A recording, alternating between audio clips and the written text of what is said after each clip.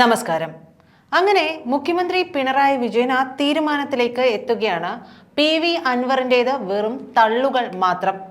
തൻ്റെ അതിവിശ്വസ്തനായ ADGP MR Ajith Kumar യാതൊരു തെറ്റും ചെയ്തിട്ടില്ല.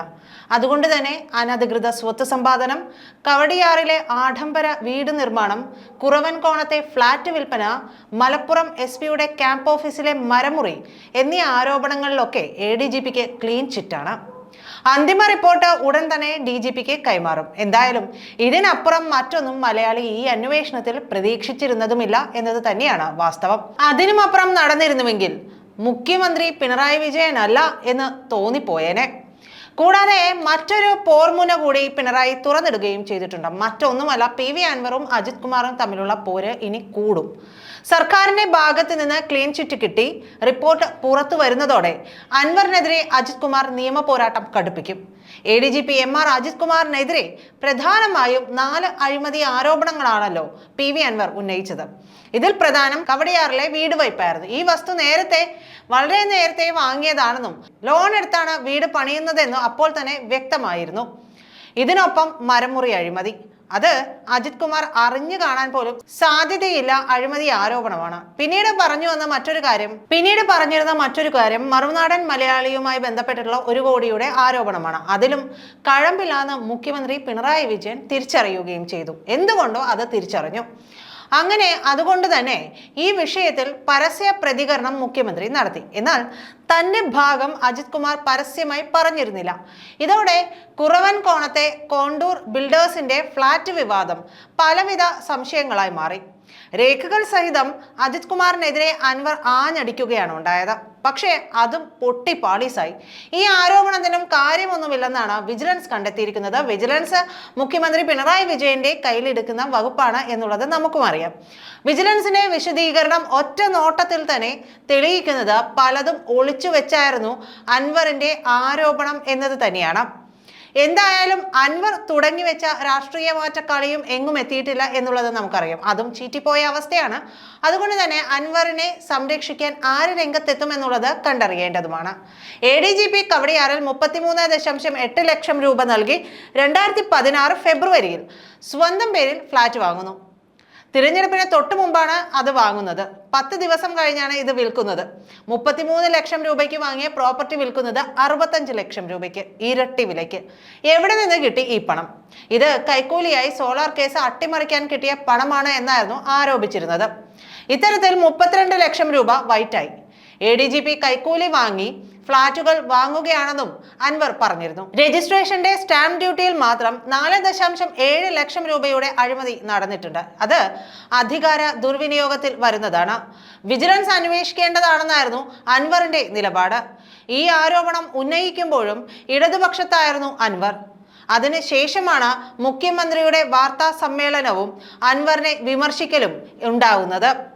ഏതായാലും കോണ്ടൂർ ഫ്ളാറ്റിലും അൻവറിസം പൊളിഞ്ഞുവെന്ന് തന്നെയാണ് വിജിലൻസ് പറഞ്ഞു വയ്ക്കുന്നതും. കുറവൻകോണത്ത് ഫ്ളാറ്റ് വാങ്ങി 10 ദിവസത്തിനുള്ളിൽ ഇരട്ടി വിലയ്ക്ക് മറച്ചു വിറ്റു എന്നും അതുവഴി കള്ളപ്പണം വെളുപ്പിച്ചു എന്നുമുള്ള ആരോപണം ശരിയല്ലെന്ന് തന്നെയാണ് കണ്ടെത്തൽ. 2009 കോണ്ടൂർ ബിൽഡേഴ്സുമായി ഫ്ളാറ്റ് വാങ്ങാൻ 37 ലക്ഷം രൂപയ്ക്ക് കരാർ ഒപ്പിടുന്നത്. ഇതിനായി 25 ലക്ഷം രൂപ വായ്പ എടുത്തു. 2013 കമ്പനി ഫ്ളാറ്റ് കൈമാറി. പക്ഷേ സ്വന്തം പേരിലേക്ക് ഫ്ളാറ്റ് രജിസ്റ്റർ ചെയ്യാൻ വൈകി എന്നതാണ് കണ്ടെത്തൽ. 4 വർഷം താമസിച്ച ശേഷം 65 ലക്ഷം രൂപയ്ക്ക് ഫ്ളാറ്റ് വിൽക്കുന്നത് 2016 വിൽപ്പനയ്ക്ക് 10 ദിവസം മുമ്പ് നടപടിക്രമങ്ങൾ പൂർത്തിയാക്കാൻ സ്വന്തം പേരിലേക്ക് രജിസ്റ്റർ ചെയ്യുകയായിരുന്നു. 8 വർഷം കൊണ്ടുണ്ടായ മൂല്യവർധനയാണ് വീടിന്റെ വിലയിൽ ഉണ്ടായിരിക്കുന്നത്. സർക്കാരിനെ അറിയിക്കുന്നതടക്കം എല്ലാ നടപടിക്രമങ്ങളും പാലിച്ചിട്ടുണ്ടെന്നുമാണ് വിജിലൻസിന്റെ കണ്ടെത്തൽ.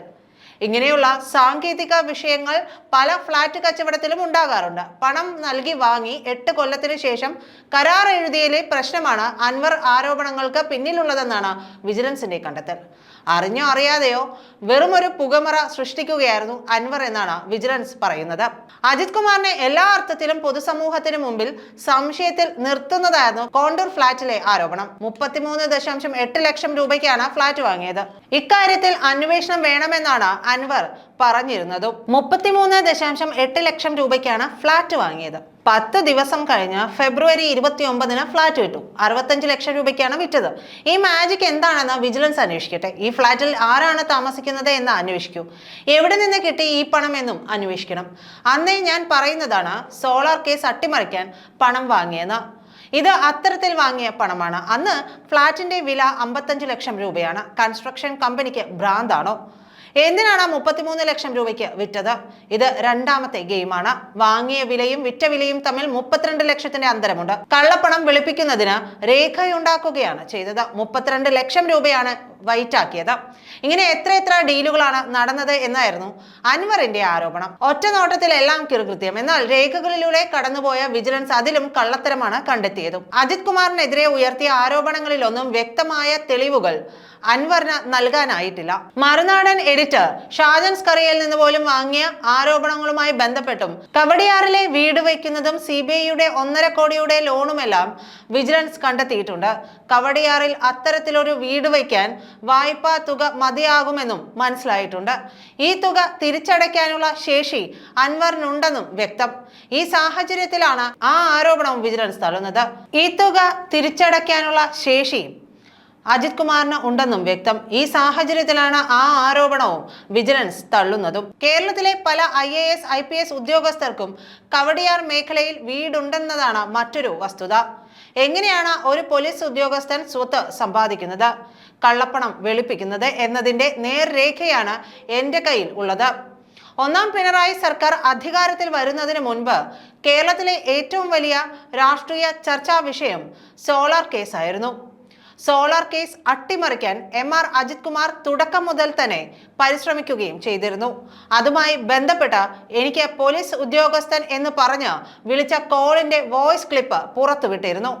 സോളാർ കേസിലെ പരാതിക്കാരി തന്നെ ഇക്കാര്യം പറഞ്ഞതുമാണ്. ഇതുമായി ബന്ധപ്പെട്ട് വലിയ തുക പ്രതികളിൽ നിന്ന് ADGP കൈപ്പറ്റിയാണ് അനീതിക്ക് കൂട്ടുനിന്നത്. ക്രിമിനൽ ആക്ടിവിറ്റിയിലൂടെ അദ്ദേഹം ഒരുപാട് സ്വത്ത് സമ്പാദനം നടത്തിയിട്ടുണ്ട്. കവടിയാറിലെ കൊട്ടാര സമാനമായ വീട് ഇതിന് ഉദാഹരണമാണ്. ഇതിനോടനുബന്ധിച്ചുള്ള 10 സെന്റ് ഭൂമി അദ്ദേഹത്തിന്റെ സഹോദരന്റെ പേരിലാണ്. ഒരേ ഭൂമിയിലാണ് ഇരുവർക്കും സ്ഥലമുള്ളത്. ആധാരം രണ്ടാളുടെ പേരിലാണ് എന്ന് മാത്രം. അതിന്റെ ഉറവിടം കൂടി അന്വേഷിക്കണമെന്ന് അൻവറിന്റെ ആവശ്യവും അങ്ങനെ അജിത് കുമാറിന് അനുകൂലമായി മാറി. അതിനിടെ അനധികൃത സ്വത്ത് സമ്പാദന കേസിൽ ADGP MR അജിത് കുമാറിന് വിജിലൻസ് ക്ലീൻ ചിറ്റ് നൽകിയതിൽ പ്രതികരണവുമായി PV അൻവർ MLA രംഗത്ത് വരികയും ചെയ്തു. അജിത് കുമാറിനെതിരെ നിയമ നടപടിയുമായി മുന്നോട്ട് പോകുമെന്നാണ് അൻവർ പറഞ്ഞത്. കേരളത്തിലെ 3.5 കോടി ജനങ്ങളെ വിഡ്ഢികളാക്കുന്ന നടപടിയാണിതെന്നും ഹൈക്കോടതിയെ സമീപിച്ച് നിയമ പോരാട്ടം തുടരുമെന്നുമാണ് അൻവർ പറഞ്ഞത്. ഈ അന്വേഷണം അവസാനം ഇങ്ങനെയായി തീരുമെന്ന് അന്വേഷണത്തിന്റെ 1ാം ഘട്ടത്തിൽ തന്നെ എനിക്ക് ബോധ്യപ്പെട്ടതാണ്. 2019-ൽ 33 ലക്ഷം രൂപ കൊടുത്ത് അദ്ദേഹം ഒരു ഫ്ളാറ്റ് വാങ്ങിയിരുന്നു. അത് കള്ളപ്പണമാണ്. 10 ദിവസം കഴിഞ്ഞ് അതേ ഫ്ളാറ്റ് 65 ലക്ഷത്തിന് അദ്ദേഹം വിറ്റു. ഈ 2 പണമിടപാടുകളെ കുറിച്ചും അന്വേഷിക്കാൻ ഞാൻ വിജിലൻസിനോട് പറഞ്ഞിരുന്നു. ഇത് മാത്രം മതിയായിരുന്നു അദ്ദേഹത്തെ സസ്പെൻഡ് ചെയ്യാൻ എന്ന് PV അൻവർ കൂട്ടിച്ചേർക്കുകയും ചെയ്തു.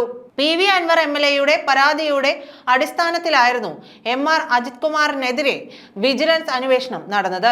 കവടിയാറിൽ വീട് നിർമ്മാണത്തിന്റെ സ്വത്ത് വിവരം പട്ടികയിൽ ഉൾപ്പെടുത്തിയിട്ടുണ്ട്.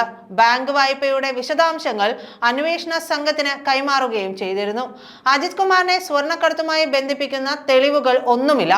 കുറവൻകോണത്തെ ഫ്ളാറ്റ് ഇടപാടിലും ക്രമക്കേടില്ല എന്നായിരുന്നു വിജിലൻസിന്റെ അന്വേഷണത്തിൽ ചൂണ്ടിക്കാട്ടിയത്. നന്ദി.